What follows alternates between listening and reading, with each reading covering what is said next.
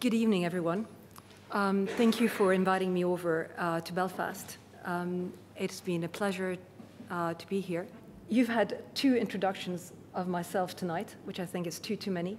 And you've also had my bio circulated. But I don't know much about all of you in the audience.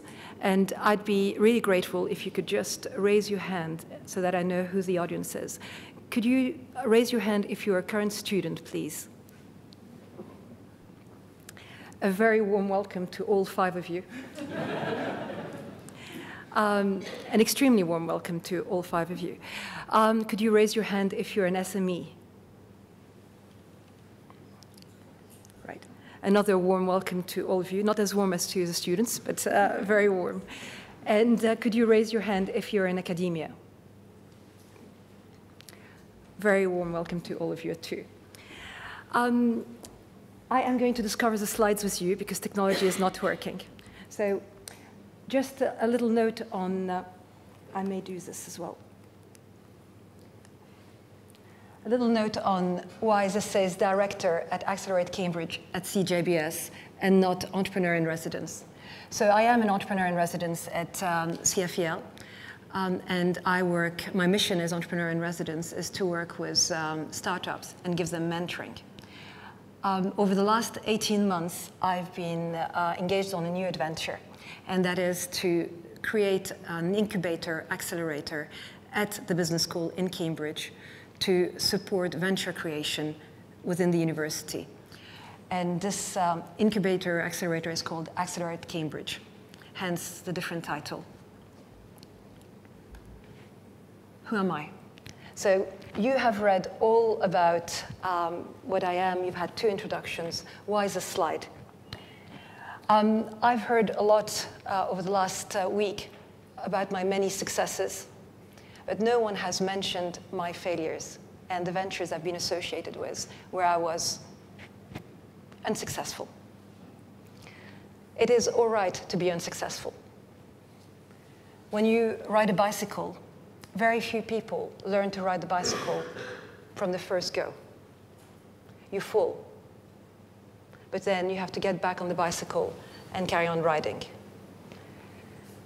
I think this is a message that I want to reinforce tonight. It is okay to fail.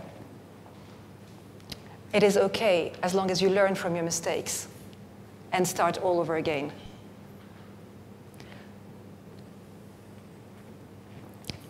I can see that I don't have a buy-in from the audience, and we all want to be successful all the time. I went to university, and my first degree was law. So I read law as an undergrad and then as a graduate. And to pay for my fees, I taught French as a foreign language to adults, to people like you. And it was very interesting. But I was much more interested in the business side of things. And I joined a little venture, and we turned it into a much bigger one. That was my first entrepreneurship experience. And then it was a success, and maybe that gave me the self-efficacy that I needed to try again. Have I not tried again if it had been a failure? I don't know. I can't rewrite history. But it was there. I didn't ask myself, do I have what it takes to make this successful? Technology. I didn't ask myself, do I have what it takes to make this successful? It just happened that I was there, that I was interested in turning this into something bigger, and I had a go at it. I didn't overanalyze the risks associated with becoming an entrepreneur. I didn't even realize I was becoming an entrepreneur at that stage. I'll leave you with that thought. I think we've moved to benefits.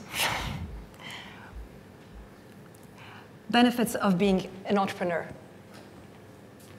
There are many benefits of being an entrepreneur. And why work as an entrepreneur with a larger organization? Why you, as an SME, should work with startups, should work with young people. As an SME, you can retain your existing top talent. Some people outgrow the organization that they're part of. and they want to go to a larger organization, or they want to go and set up their own business. By giving them room to be intrapreneurial, you have a chance to retain them a little bit longer. That also gives you a chance to recruit potential top talent. My 5 students here tonight, they may be entrepreneurs. Maybe they would like to try the entrepreneurial route, but they do not feel confident about the risks associated with it. If there was an organization that had the culture, that had the structure to allow them to be intrapreneurial, they could do great things. Learn, acquire different skills.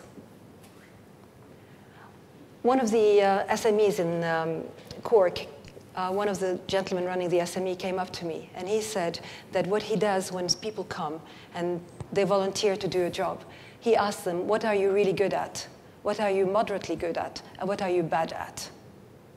And he always allocates them the jobs within the bad at, so that they can learn how to do it. And this is what he can offer them. He can't compete with the large organizations, and he can't offer them large salaries, but he can give them a chance to acquire skills and have a go at different things.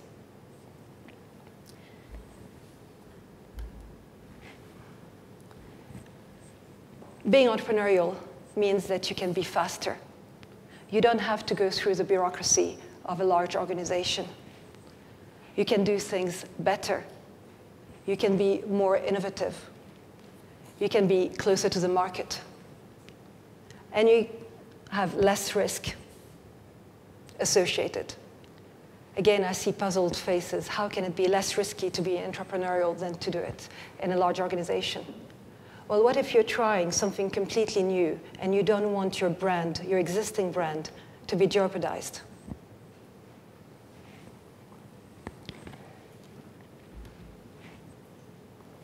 Timing.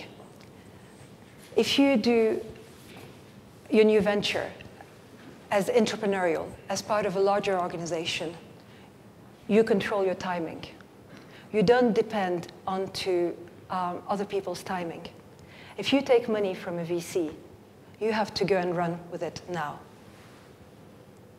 There is no incubation phase. There is no, is the timing right? Has the market changed? Can we stay home a little bit longer? You get to get the things happening at the right time for your organization. And finally, you can test the technology before it goes to market. Challenges. Is your organization ready for an entrepreneurial team to join you?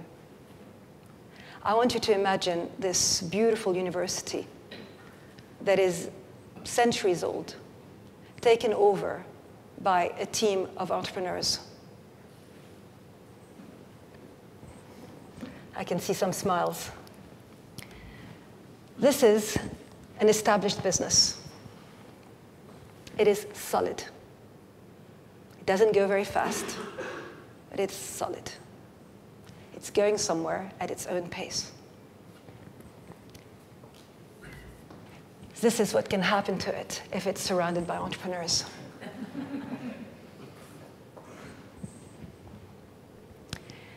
Entrepreneurs are people like me. They seek forgiveness. They don't seek permission.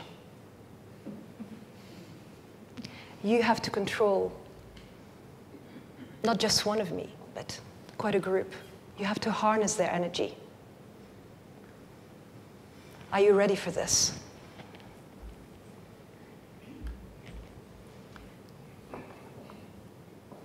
In Cork, I spent a lot of time talking about the challenges, and I think I scared some people. So I am just going to leave you with the image of the buffaloes and the flies. And I want to go back to the mutual benefits, because I really don't want to put you off. Reverse mentoring. We, the 5 students in this room, could you raise your hand if you've got a mentor? Higher, please. So 3 out of the 5 have a mentor. The SMEs in this room, could you raise your hand if you have a mentor? Okay, not that many. When students, in my experience, when students are graduating or graduate, they seek mentors. They want people who are more experienced to give them guidance. One scheme that I have put in place is called reverse mentoring. CEOs of large companies get a bright student to mentor them. You look puzzled. What can I teach a CEO of a large company? A lot. Problem solving, understanding situations in a different way, fresh eyes. You are not familiar with their business models. You're not familiar with the procedures, with the bureaucracy. And you say, why can't we do it this way? You learn a lot when you have somebody who's different and who's got a different look on things. I am disappointed that there aren't more students here tonight. I think that the mix between students, SMEs, faculty is the magic mix to success. It is incredible what you can achieve if you have the right team in place. Nowadays, it's extremely hard to get the right talent. It's extremely hard to retain the right talent. As an SME, your resources are very limited. If you come to a place such as this one, and you bounce your ideas off faculty, they have the expertise. If you try and find good talent, they can tell you which ones of their students are looking for job experience. This is the future. You're closer to the market when you use younger people. They know what's the last fad. They are today's clients and tomorrow's clients. What do you get as a student or a young person working with a big company? You get respectability. I did a trick this morning in one of the master classes. I asked people to give me money. 100% of the people in the room took £5 out of their pocket and handed it over to me. Would you give £5 to a total stranger?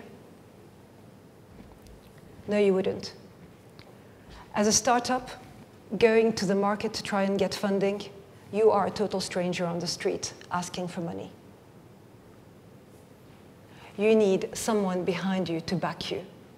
If on your advisory board you have a member of faculty, if you are working with a larger established SME, you have the respectability you need.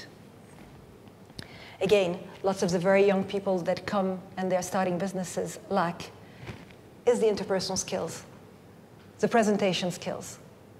And by working with a larger organization, you can get the training. Access to funding keeps on coming as a huge source of worry. Again, if you've got a track record, before you set up your own business, work with a larger organization.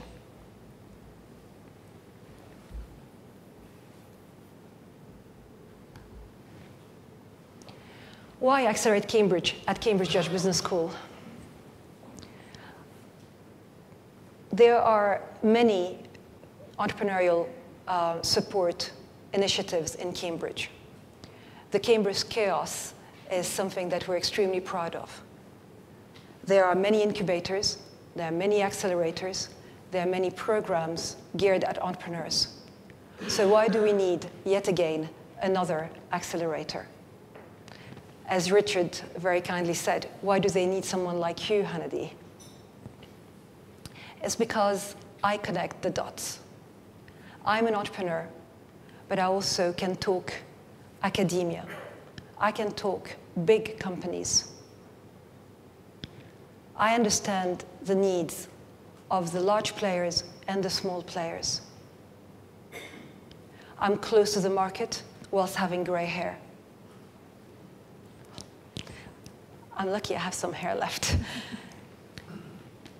In Cambridge, we have many speakers, and we have many events just like this one. We have people from Silicon Valley coming to talk to us. We have successful entrepreneurs in Cambridge who come and give talks such as this one. We have lots of people who are inspired and who want to become entrepreneurs. But what happens after all these talks? There's nothing to support the entrepreneurial intent. There's nothing, nowhere where you can go and say, okay, I've got this great business idea. What do I do with it?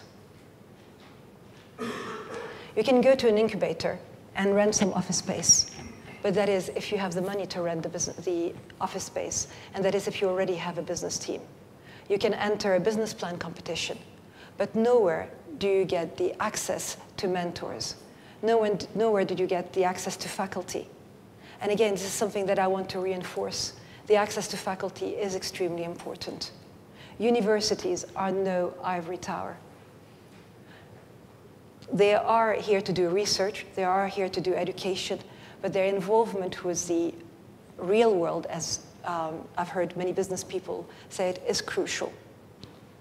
You must access faculty. They're here. So another thing that got me in trouble in Cork was I said, identify faculty members on the website of the university. Somebody whose area of expertise you need.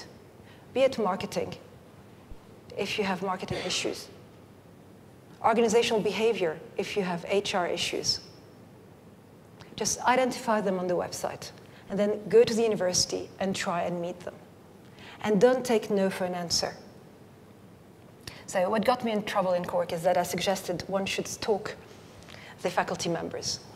So do not follow them, do not go to the car park and stop them from getting in the car. That's not what I meant. What I meant was, please, do get in touch. And they may not respond immediately because this is a new approach. So be perseverant. Ask them over and over again. Students, do get students involved. And students do try and get involved. It's a shame there are only 5 of you here tonight, because there are so many SMEs, prospective employers, prospective hubs for your entrepreneur, incubators for your business ideas.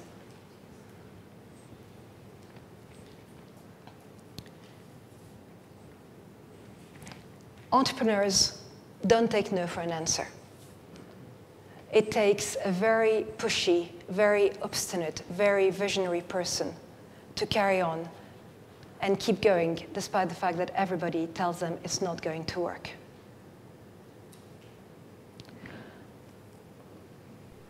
Entrepreneurship is possible if the culture is there to support entrepreneurship. In my trip to Ireland, so a very short trip to Cork last week, and my visit today, I have a feeling that we have to work on the culture here. We need to make it possible for people to set up their own businesses, knowing that they might fail, and that we will encourage them and support them, not to fail. But if they fail, it's okay. We'll help them start all over again. It's crucial. We also need to work on the self-efficacy, on the self-belief. We don't need it anymore, so it's fine if it's gone. We need to work on the self-belief that you all have it to take your business to the next level. And we need to work on the biggest stumbling block, which is access to funding. When you are starting a business, access to funding should not be your major issue. Access to grants should not be your major issue. Your major issue should be, do you have an innovative idea?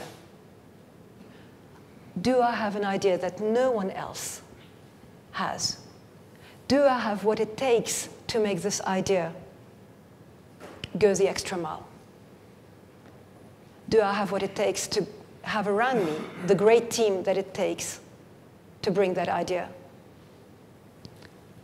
That's what you should be worried about. Innovation, all by itself, is not an end. Research, all by itself, is not an end. You need to take your innovation and turn it into a product. And your first sale is your major challenge. It's that first sale you should be focusing on. And this is the culture that needs to be put in place, this thinking. I told Bernie earlier on and Richard that I very much want this session to be as interactive as possible. And I do not want this to be only a download from me to you. So I've spoken for about 20 minutes, and I would like to spend the next half an hour taking questions from you. Because otherwise, they're recording this. You can watch it. Email me questions that I'll never answer because I've got too many emails. So I would like to make sure that you get the most out of this and that you can ask me mostly any question you want. I would say any question you want in Cork because it wasn't videotaped. Now it's recorded. I've got to be careful about what I say. So it's over to you. A question. Thank you. Oh, and Richard has a mic for you. If you could stand up, say who you are. It'd be very useful, because I know who you are, but... My name is Dolan Byrne, postgraduate from the physics department. This is nothing new. It's clear we have to change the culture. Do you have any case studies of changing the culture into a more innovative, entrepreneurial zone? So I'm not an academic, but I work with amazing academics back in Cambridge. One of my colleagues, Dr. Sheena Lewis, works on self-efficacy and has a lot of research. Very happy to email you her contact details and send you the research. And I don't have the case studies, but she does. And it is possible. And I'll go back. It's a shame that we only have 5 students here. The SMEs present can help by making a better environment because they are part of the ecosystems. They are a crucial cornerstone of the ecosystem. The university is another important cornerstone. But the blood is the students. Does it answer your question? In a sense, I mean, there is no easy answer. There is looking at examples and then finding our own way, I guess. So there are examples of changing the culture. But again, it's better to leave the academic work to another. I'm very happy to do this off the current one. Any other questions? Yes? Again, if you could stand up, introduce yourself. Thank you. Hi, my name is Martin Gilchrist. I'm a partner with Gilchrist & Co Accountants. We look after many small startup businesses with innovative ventures. And one of their biggest fears is failure. Is there a right way to fail? And should we be teaching young entrepreneurs how to fail?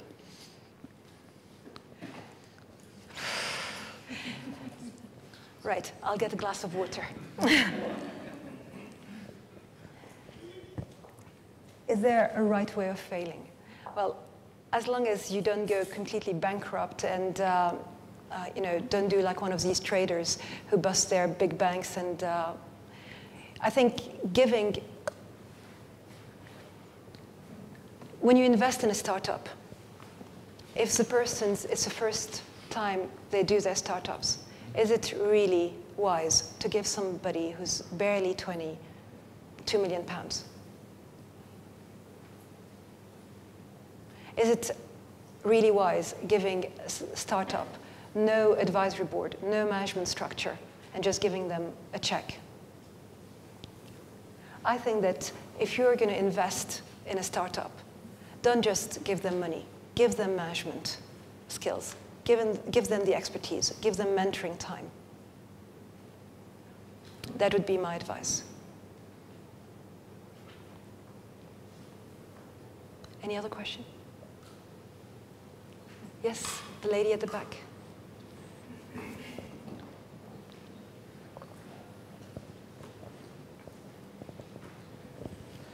Hi, it's Anne Rogers.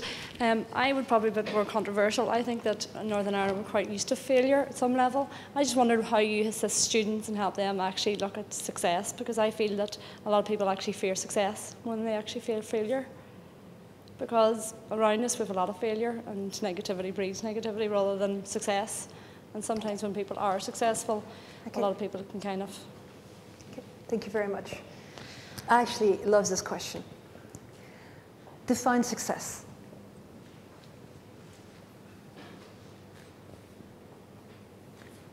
What is success? For some people, success is growing a business and running that business until they pass it on to their children. For other people, success is doing an exit, a successful exit, not bankruptcy. Somebody today described an exit as it was bankruptcy. So, you know, a trade sale or an IPO. For some people, success is actually making enough to cover their living expenses. Before we talk about success, one has to understand what one's own values are and what one's own definition of success is.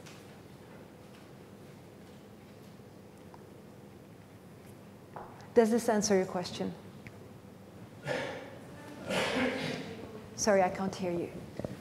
Sometimes people will understand where they're going long term, and they think that because they're growing outside their comfort zone, they can't really foresee what would happen when they're actually successful, how they deal with the money, how they deal with all the success of hiring X amount of staff, and sometimes that keeps them away from building what their dream is. Yeah.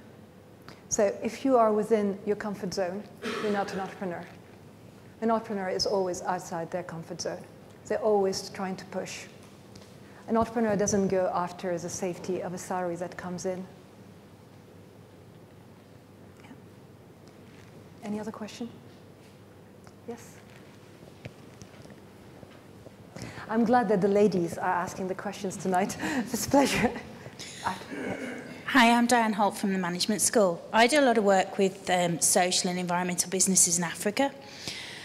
So one of the things I'm interested in your response to, is there a difference between entrepreneurship in a Western context and the forced entrepreneurship in sub-Saharan Africa? And do you think, therefore, the lessons that we teach in business schools today in a Western context actually have any applicability in, say, the sub-Saharan context?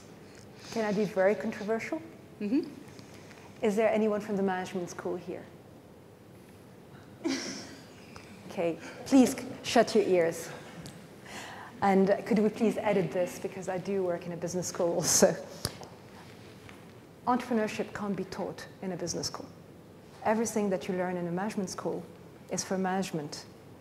We at Cambridge are looking at entrepreneurship. We're doing some research. There is a Center for Entrepreneurial Learning that's separate from the main business school. We have an entrepreneurship concentration on the MBA. You can learn a few things on an MBA, but this is not what you need to do to be an entrepreneur. I don't believe that entrepreneurs are born. Okay? I think that everybody has an entrepreneurial potential. And I genuinely believe that you can unlock the entrepreneurial potential. Forced entrepreneurs, I think they're the only real ones. Again, I almost got tomatoes thrown at me in Cork when I told people, do not rely on funding. Do not rely on grants from the government. This is not what an entrepreneur does. Go and get your first sale. Does this answer your question? I think we have a lot to learn from outside the Western world as far as entrepreneurship is concerned. You had a question.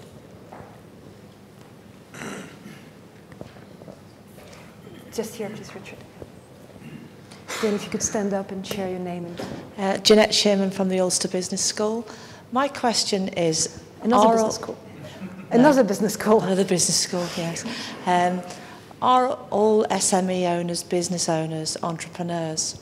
Because we have a language here that we talk about entrepreneurs and it equates to you owning your own business.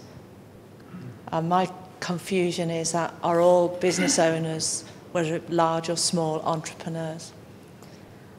I don't have an answer to this one.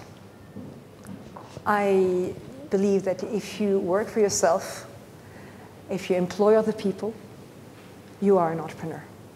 You are. But that's my personal belief. That's not the Cambridge George Business School definition. I think SME owners, family firm owners are entrepreneurs. They're taking risks, they're carrying an endeavor, and they are employing other people. I think they are entrepreneurs to that extent.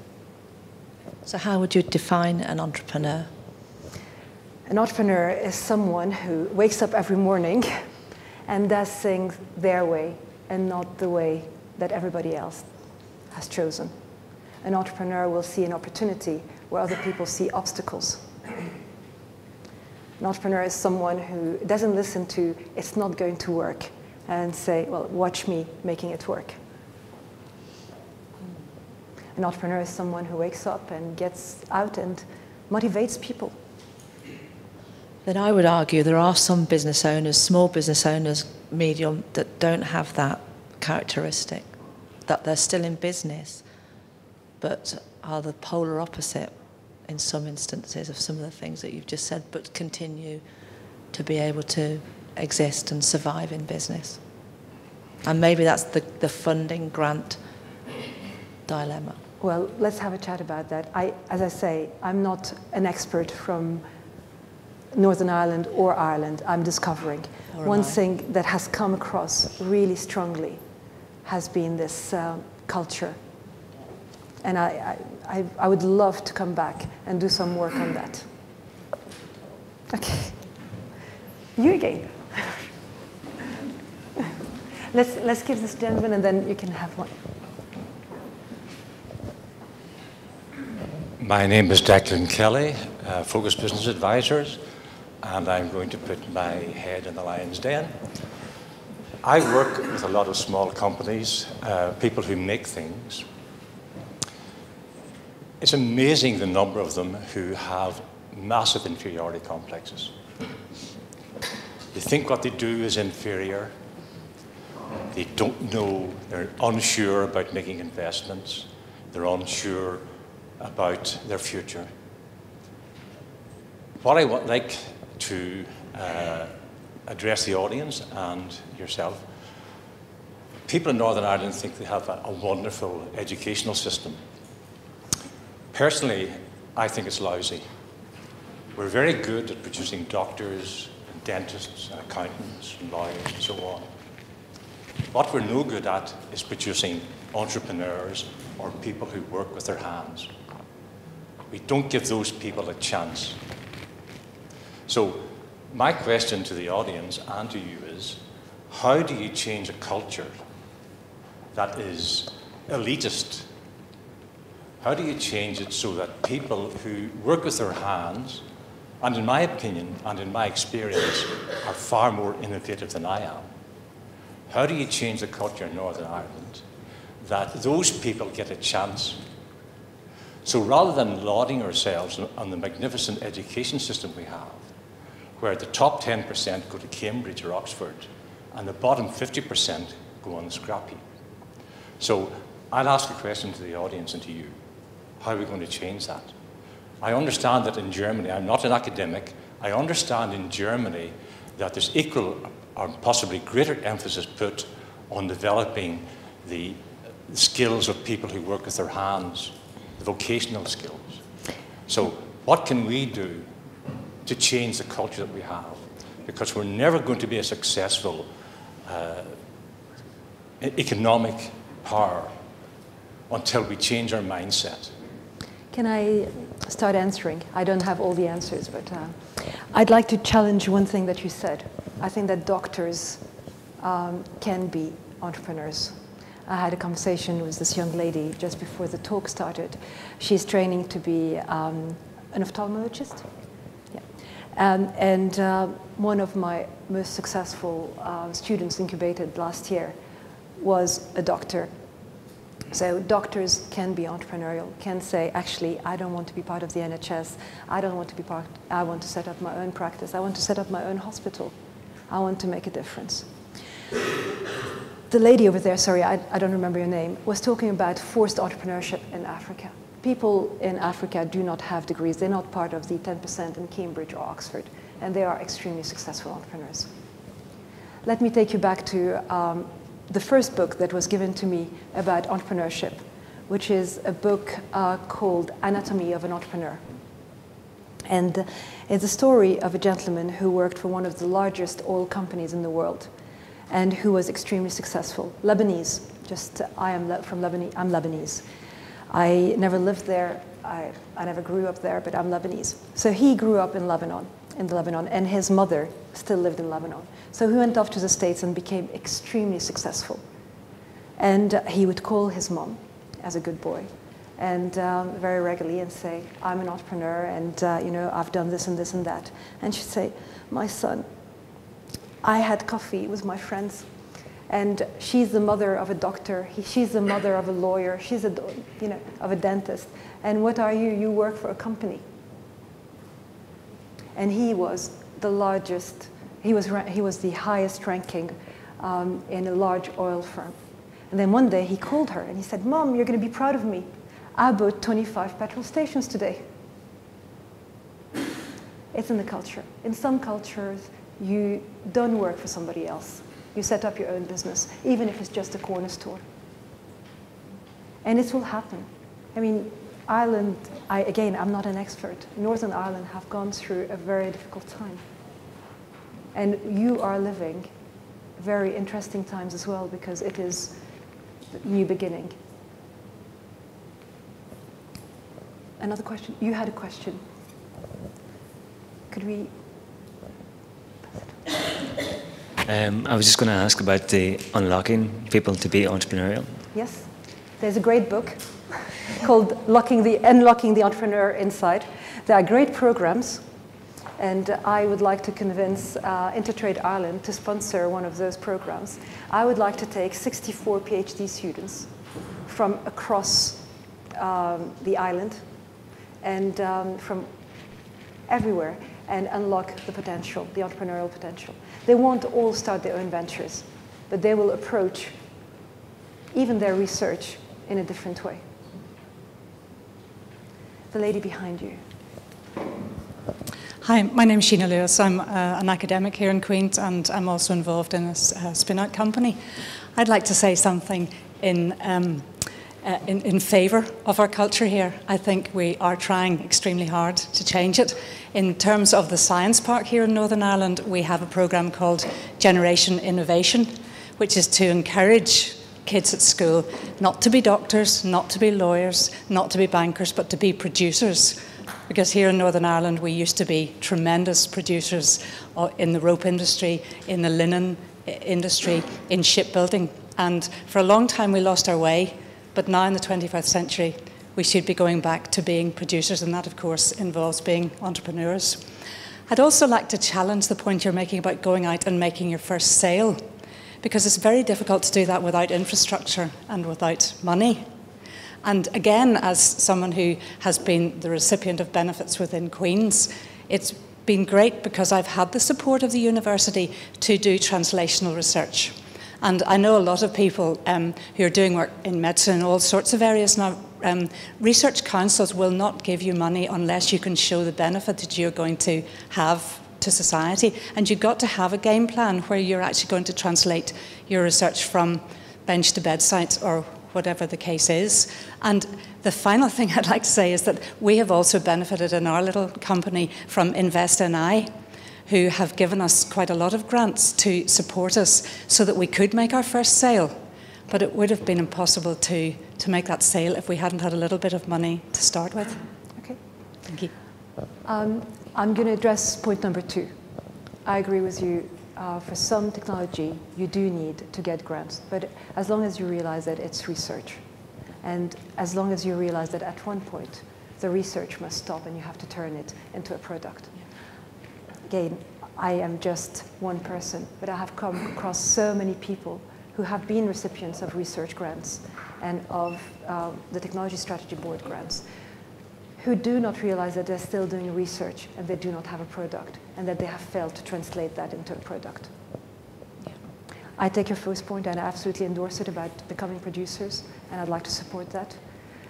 The last one, we'll agree to disagree. Can't agree on everything. The gentleman behind.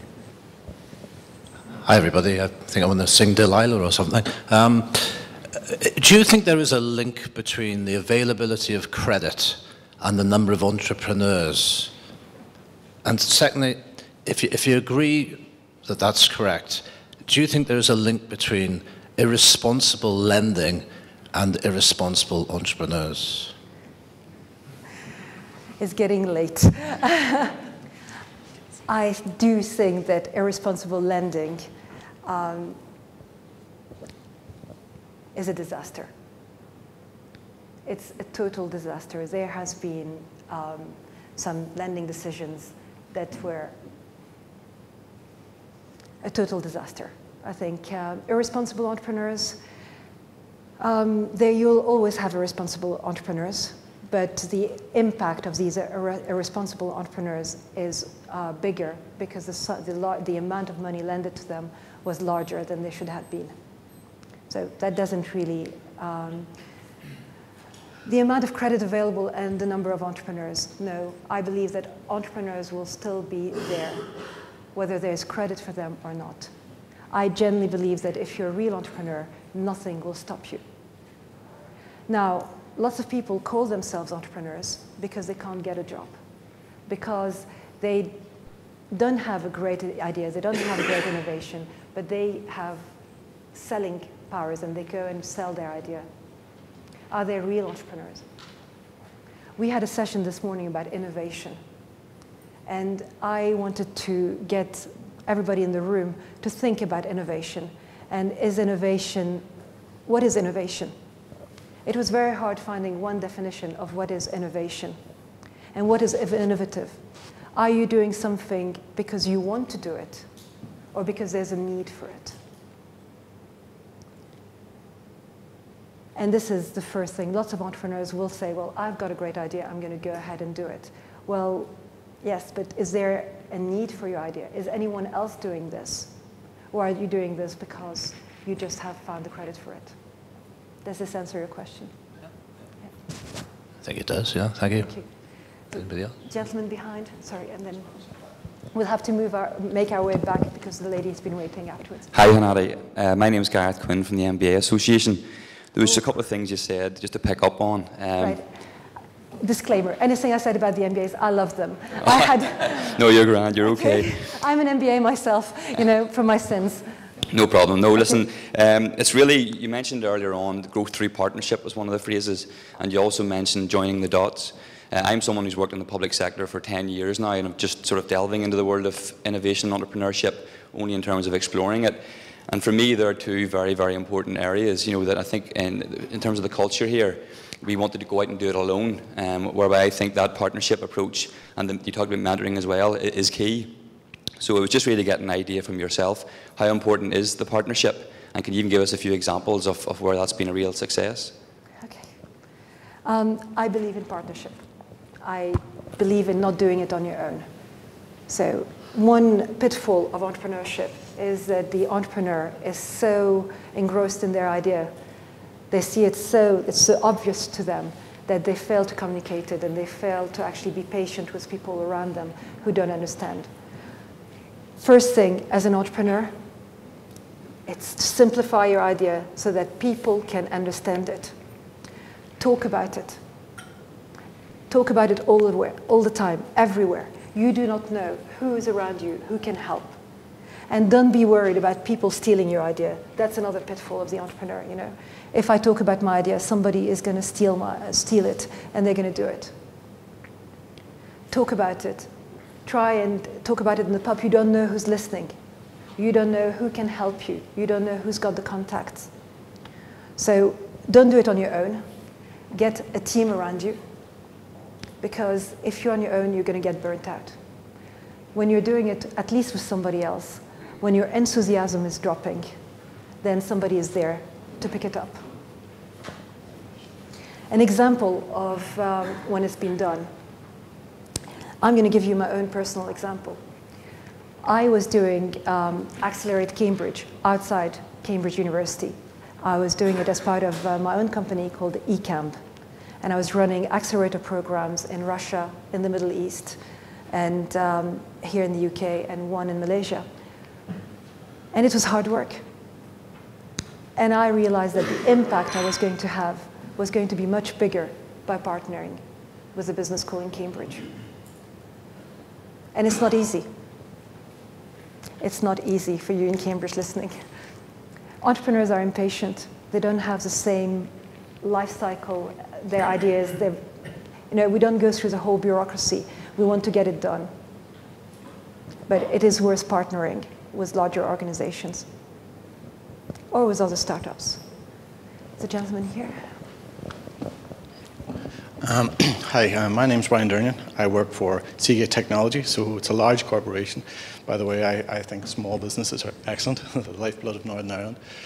What I was going to ask you is this. Now, we are a large organization, and creativity, innovation is something we really went after because we wanted to improve the intellect of our site, not just make us a fast follower or a cheap off-site plant, but give us some real legacy here. And that has been excellent for us a number of years ago, and we continue to do that. My question, and there's umpteen books written about how you manage innovation, how you manage creativity and what have you. But I would just like to ask you the question from your own experience as a practitioner, because we're beginning to find now that we have 1,400 people on site and they all want to be innovators, they all want to be creative, which is wonderful. But from your own experience, can you tell me some kind of practical ways you find of managing people's ideas without them busting the company? We try to encourage them, if they're going to fail fast, so we get on with it and do it cheaply. But from your own experience, have you any tippets? The slide with the buffalo lying on the floor. It can happen. You have to let go those who are too impatient and who will not wait. And sometimes, it's like children. They can't stay at home forever. There's one point where they need to go. And they'll go and they'll be successful, and hopefully you'll have incubated them long enough. It is extremely hard working with entrepreneurs and with people who are full of initiative. They all want to do things their own way. I think it's finding this comfortable position, comfortable in between bracket, where you're slightly out of your comfort zone and they're slightly out of the comfort zone, and it's overlapping. And where they have the freedom to do their own thing, where they feel that they're listened to, but they also understand that you have processes in place and that you can't do everything at the same time. And also, it is the words of caution and management. Sometimes the timing is not right, and they have to wait until the market is ready for them. The lady in the front wanted to have a word, so if we could get the mic back.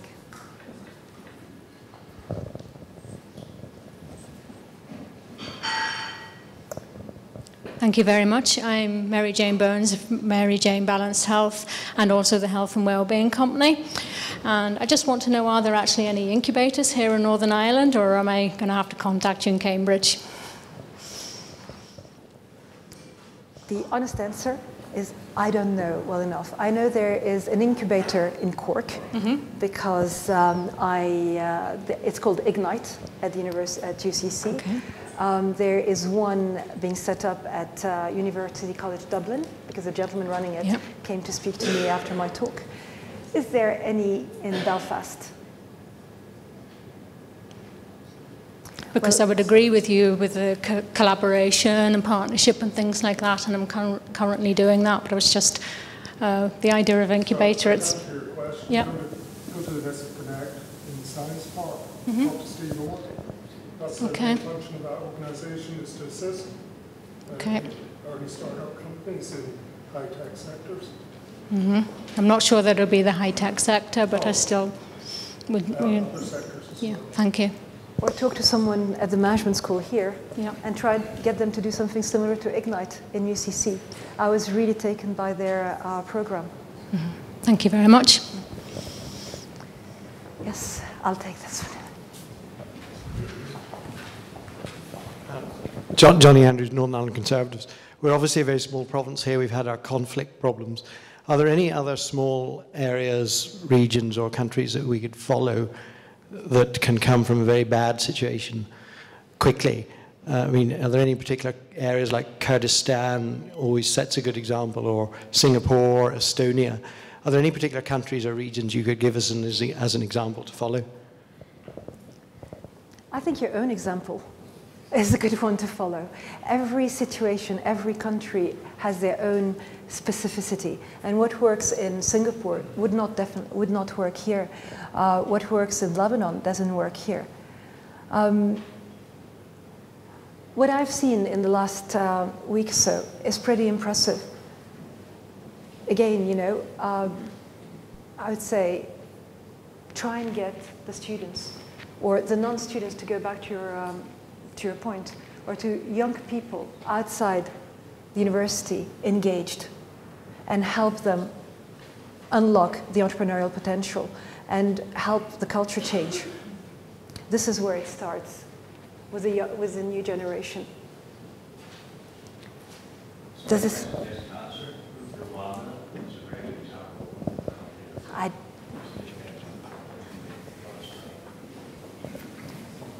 I'll disagree with this one, but real slow. I generally believe that you have to understand what are your own strengths, and you have many strengths. You are a very welcome crowd, by the way. You know, Ireland and Northern Ireland, I've been very warmly welcomed, and people have been extremely open. And that's a very important advantage.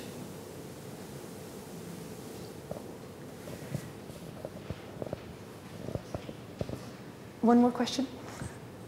At the back? Sorry, I'll take this too, Richard. Sorry.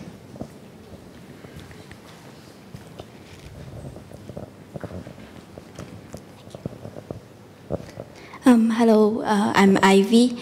I have two questions actually. The first question is, in Asia, actually, entrepreneurs actually pull a lot of people from poverty. But how actually can they continue, not actually continue, but let their business to make it longer, because it's not that easy. Assume that the company able to start up, have their fund, and able to make a business, but how are they able to continue their business for a longer periods, maybe 10 years, 20 years, or even more? Because then secondly, it leads to another question, is it that you have mentioned that there's a failure that you have faced before, but do you mind to share some of it that leads to your success now? Okay, I don't have an answer to the first question. Asia is a very large world. You know, what works in China doesn't work in Hong Kong, doesn't work in Singapore. So I don't have an answer for that. I have absolutely no problem sharing my failures with you. The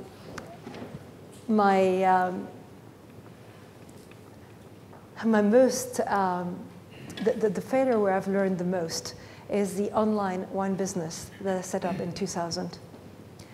And everything that could go wrong went wrong. I teamed up with two Frenchmen, and again, nothing to do with their nationality. I love the French. But they fought all the time. They fought non-stop. One of them was a techie, and the other one was a wine expert. And the two of them could not get on anything. So it taught me the most important lesson. The best idea will fail if you don't have the right people behind it. So that was 12 years ago. It was a lesson really learned the hard way. And I did do an exit on the business, but it was not the exit I would have liked. So great ideas, brilliant. Don't invest in great ideas. Don't join a team with a great idea if you don't believe that the team has what it takes. Does it answer your question? Yes, thank you.